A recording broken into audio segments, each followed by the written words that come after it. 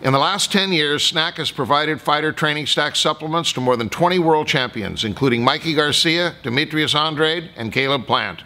If you're ready to take your fight game to the next level, the SNAC Fighter Training Stack is for you.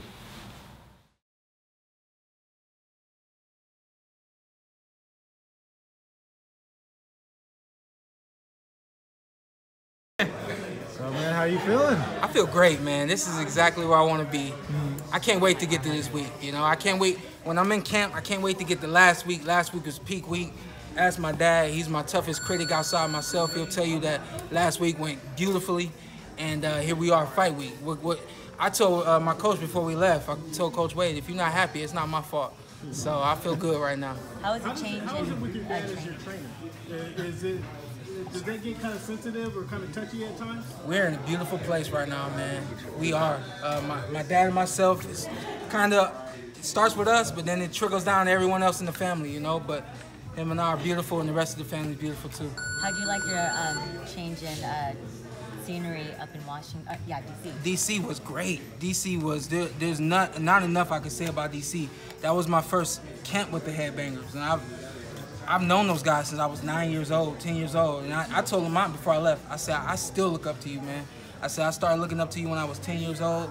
I said, it is what it is, man. I'm always going to be 10 when I watch you, when I look at you, and my admiration for you will always be just like that. And to get in the ring with him and spar with him was special. He was definitely coaching me along the way.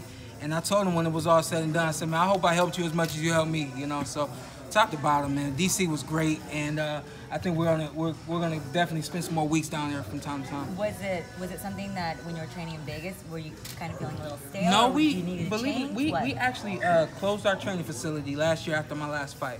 My dad is feeling like we're spending too much money to be in the training facility for a short period of time, fighting just once, maybe twice a year, and so we shut it down, and we called Barry to come in, and Barry said, hey boy, y'all need to just come on down here. Everything is down here for you. I got everything you need. And he did not lie about that at all. From the sparring to the recovery, I even found places to get my yoga in, swimming, the whole nine. It was great.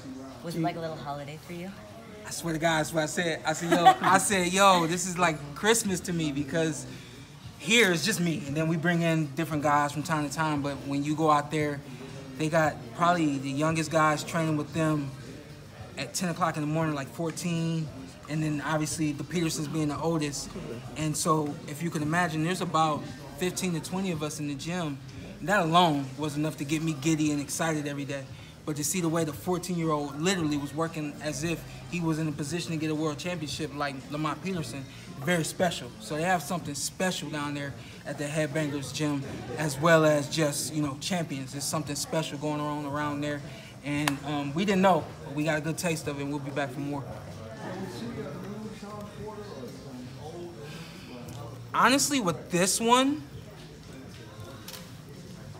is, you're gonna have to wait and find out, because I'm gonna have to wait and find out. We've worked on a lot of different things for me personally.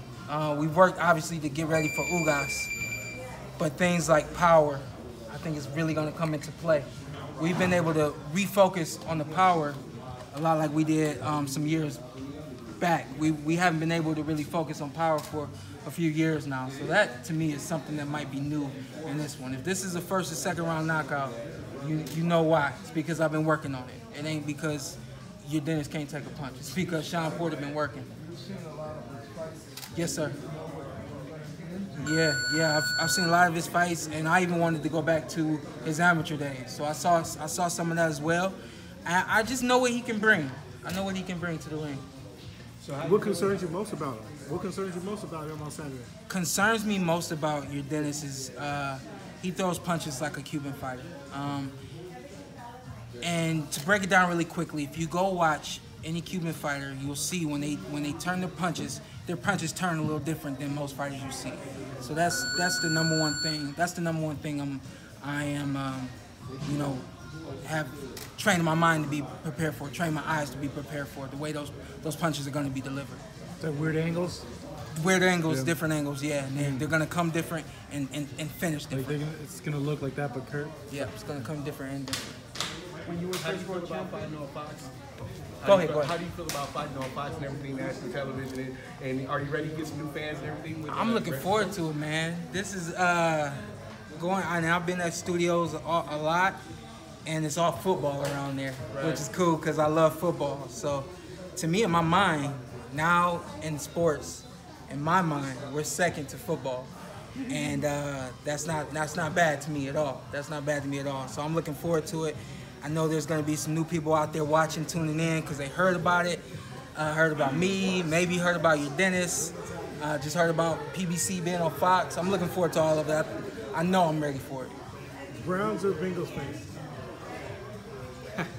Next question. Oh, You should know that one, man. You were Shawn, world champion, then you defended against Kell Brook. Compared to now, how do you plan on taking advantage of your first title defense of the WBC World title? You know what? I'm more ready for it. I've matured mentally in the ring, and I know that I'm ready for this opportunity now to defend my belt.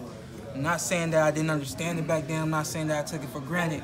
I just know that now I'm ready to really defend this belt, and I got everything that it takes to defend it, not just once, but multiple times. There's the old saying that there's levels to boxing. You fought at those levels. Do you think Ugas has fought at those levels? I don't think he's fought at those levels as a professional. In order to not underestimate him, you have to understand that he fought at that level as an amateur. But he fought at that level as an amateur consistently for a number of years. And I think that one way or another, it's trained him to be ready for this kind of environment, this kind of opportunity. What's the big difference between that amateur experience and pro experience at that? It's quicker, and the amateurs is quicker. The rounds are quicker. Preparation for the fight is quicker. There's a lot of things that go into it that make it different. I think obviously without there being a headgear, smaller gloves. I think that's another difference. I think that he hasn't really been hit with anyone the way I've hit him. I think that's definitely gonna pay tolls in this fight. Yo. So you said the whole camp was in Washington, D.C.? Maybe 85% of the camp was in D.C. Okay. Yep. Cold, man. How do you do with that? It wasn't bad. It wasn't and bad? I'm from Ohio, so it wasn't bad at all. All right. You know, your fight with Keith Thurman was a very aggressive fight that you were in. Yeah. Do you think you're going to have to step that up times 2 on this, or just? No, I don't, because styles make fights. And I don't think that, at least I don't expect Ugas is going to try to match me hand speed for hand speed. If he does, that's a match that he loses. Also keep in mind, Keith's a powerful guy, so I had to be intelligent and smart in the ring. You know, there were times where I did lose focus and got caught here and there, but for the most part, I wasn't just in there, going toe-to-toe with this guy, and it was just a 100% brawl. Him and I both were calculating as we were moving. I don't think Ugas has that kind of capability, and I don't think his mental moves that fast. So I don't really think it's going to be me stepping up, twice as much as what I did against Keith. I just think it's a combination of styles making fights and styles make fights, and me having the right style to beat Ugas. And when it comes time for me to be aggressive, I'll be aggressive, but it's just gonna be different. I don't think the aggression coming back is gonna be the same. Yeah. Speaking of your fight with Keith Thurman, did you see his past fight with Yeah. He had me worried. The one that I think it was the 6th round that he got caught in. He had me worried, thinking that he was going to give everything up that he had earned to that point, even though it had been 2 years. Saying all that to say, I think he needs some more work. Yeah. WBC went into my decision to pick Ugas. I was literally at home, finding out that it was gonna be Ugas. I didn't get a call that it could be Ugas. I just got the call that it was gonna be Ugas, and that's dating all the way back to when I went to the WBC convention in Kiev, Ukraine. I was under the impression that it was gonna be Keith Thurman, and it wasn't until I got the phone call that it was gonna be Ugas. So, and it was relayed to me, this is your mandatory.